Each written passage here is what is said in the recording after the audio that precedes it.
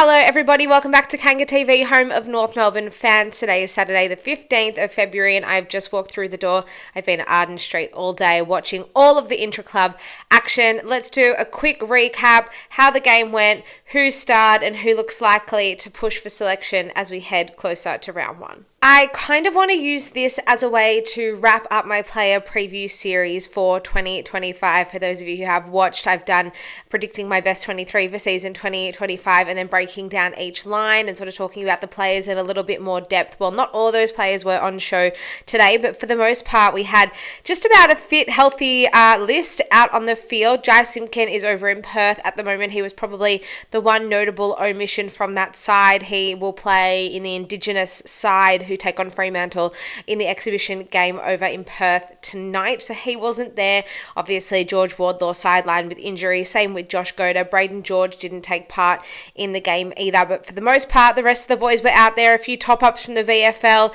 Harry Sheasel, I would say, was probably best on ground alongside Tom Powell and Colby McKercher. The three of them just showing yet again why there is so much hype surrounding the three of them. Colby McKercher and Tom Powell in particular look to have just really taken another step up in their development. Tom Powell was just about untouchable, and what I loved from Colby, he played most of the game on the wing and he did push up into the half forward as well, but his run along the wing just really unlocks so many opportunities for us looking inbound going forward, but it also alleviates a lot of pressure off Bailey Scott, who I thought had a really, really good game. He got in front of goal, he kicked a couple of goals, but he just sort of seemed to have a bit of a lighter pressure off him, be able to share that load well with Colby. He was zipping around, he was bobbing in and out, he was weaving through traffic, and he just looked like a free man out there, and he kind of wound back the clock to 2023 and showed us why he was third in our best and fairest and why there was so much talk and hype around him only a couple of seasons ago. I also loved what I saw from Finn O'Sullivan, and it is no surprise that he is pushing for a debut early on in season 2025. He slotted right in there. He's super confident. He can play inside. He can play outside. He's really, really strong to a couple of really nice marks as well and stamped himself on the game. He wasn't alone in terms of our new recruits who impressed. Matt Whitlock, I thought, played a really, really excellent game. He lined up for the blue team, or the A team, let's call it, in defence alongside Charlie Comben and Griffin Logue, and he looked right at home. He was super comfortable.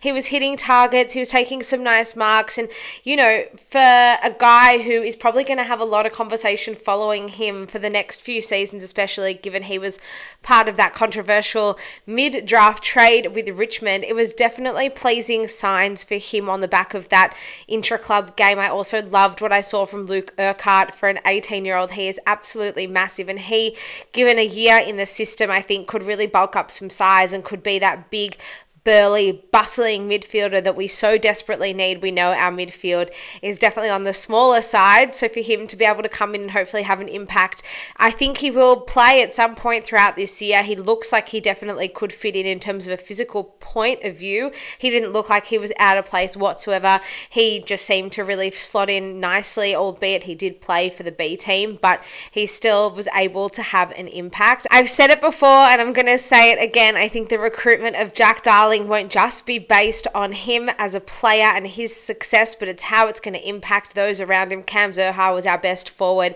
out there on the park today, kicking 5 goals. Nick Larkey chipped in with 3.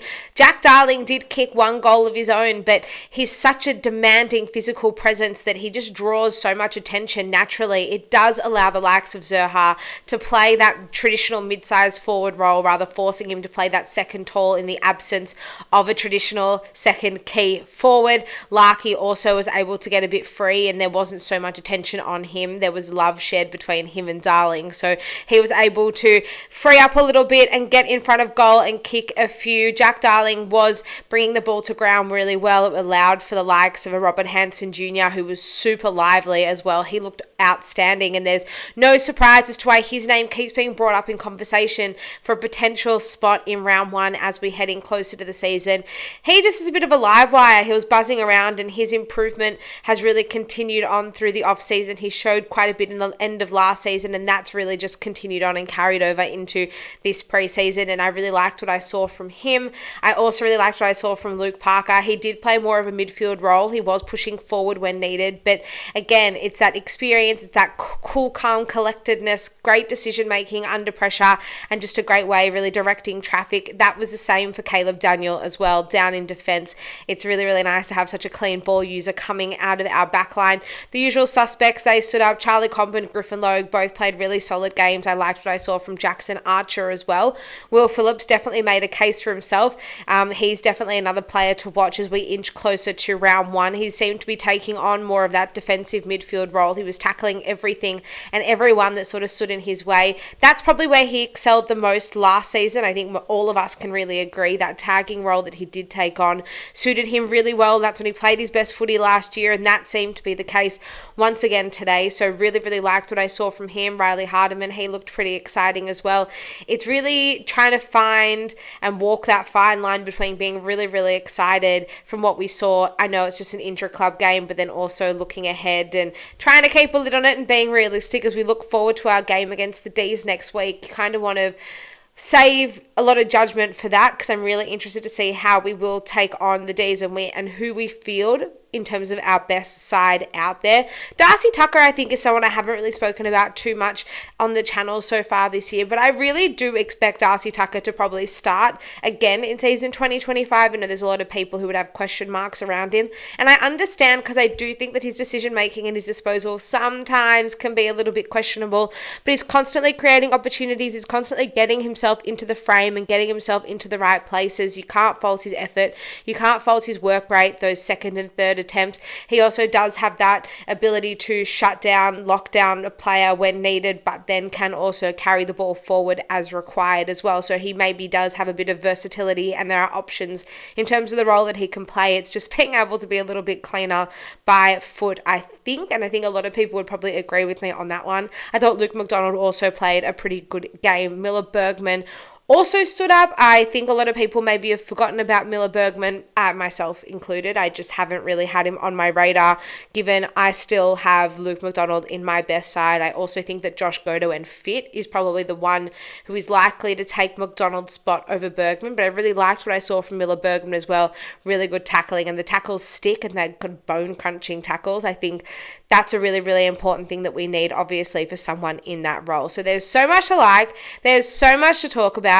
I will put a little bit of footage through this video as well. I wanted to kind of keep it short, keep it brief. LDU, Tristan Sherry, all of these guys were really, really impressive. Taylor Goad, you can understand the hype around Taylor Goad as well. He looked super comfortable lining up against Sherry. There was one passage of play where he took the ball out of the ruck on his own, and then he just took a couple bounces and went straight into our forward 50. It resulted in a goal. I think he is definitely come on in leaps and bounds. He's developed a lot quicker than I expected, and I think that he probably would have been a really good longer term prospect for us. But by all looks of things, he could be ready to go later this year, and it'll be interesting to see how they try and fit him in and where he plays and how he could play and if he does get a game. So I think he's definitely one to watch as well, if he can sort of transform himself from a traditional ruckman into a hybrid between a ruck and a defender, or a ruck and a forward. Then we absolutely could be on here.